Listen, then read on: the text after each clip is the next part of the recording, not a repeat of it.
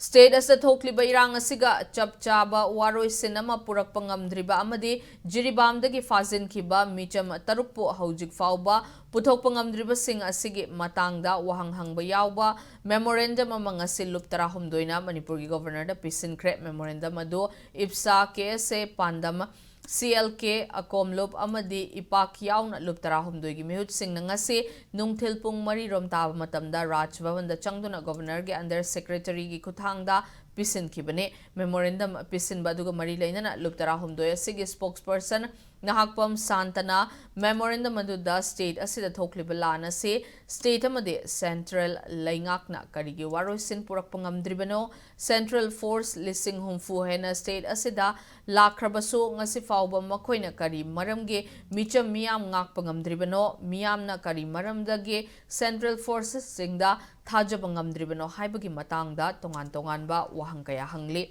Masigi mathakta jiribamdage haujik fauba thiba fangdana leiriba mioi taruki chapchaba mari makhong puthoktuna imung manungda sinagadabani haiba wafamsu taksili haina fungdorake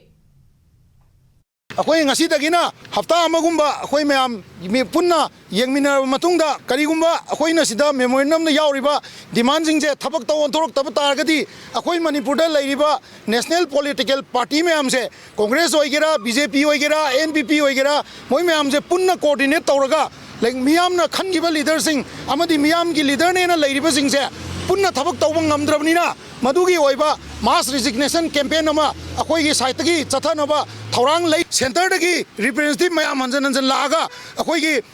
membership drive yam kana chathay miyam na hangiba wangse khumbang amdringai da bjp gi sugumba campaign ji su chathaba je lepi